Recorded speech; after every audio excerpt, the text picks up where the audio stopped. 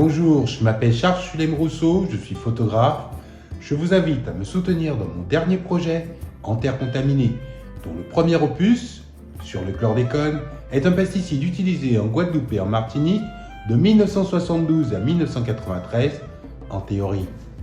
Dans les replis de la terre, dans les nappes d'eau souterraines, au creux des bananeries antillaises, des résidus toxiques d'insecticides sont tapis, inodores et sournois, et dans 600 ans, il est probable qu'ils y soient encore.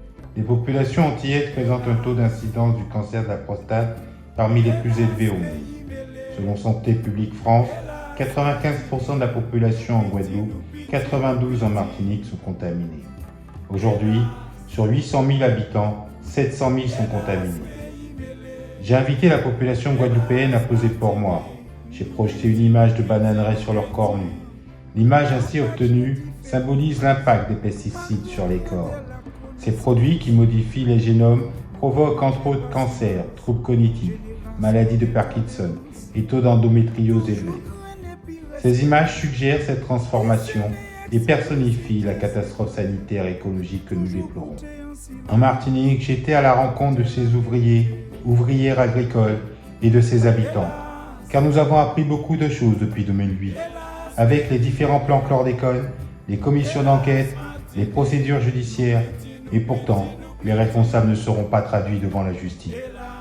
Bonjour, je m'appelle Jean-Marc Boudine, je suis président de l'association Honoré, qui soutient M. Charles Chulem-Rousseau dans son projet artistique En terre contaminée. C'est une association à l'esprit et à la culture contemporaine qui fonctionne à la manière d'un collectif d'artistes et de personnes de différents univers. La photographie a été hyper polluante, c'est des enjeux du futur, hein, le projet de Charles. J'ai élaboré avec l'aide de Philippe Bresson un procédé d'impression innovant, non toxique, à base de pigments de charbon de sargasse.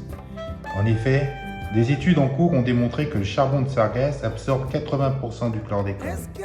Par cette démarche, je veux symboliquement dépolluer les corps. Ce nouveau procédé pourra être utilisé pour l'impression écologique et le pigment de charbon de sargasse comme nouvelle couleur. Le projet nous intéressait parce que des projets aussi qui vont concerner les départements d'outre-mer, on n'en voit pas beaucoup. Travailler avec un procédé expérimental, ça nous intéressait parce que ça fait partie aussi un petit peu de l'ADN de la capsule. Et voilà, j'ai besoin de vous pour que ce projet soit vu en Guadeloupe, en Martinique, dans l'Hexagone, mais aussi de par le monde. Faites des dons, partagez en masse. Merci beaucoup d'avance, je vous aime. Tous ces moyens, ensemble, nous qui faut.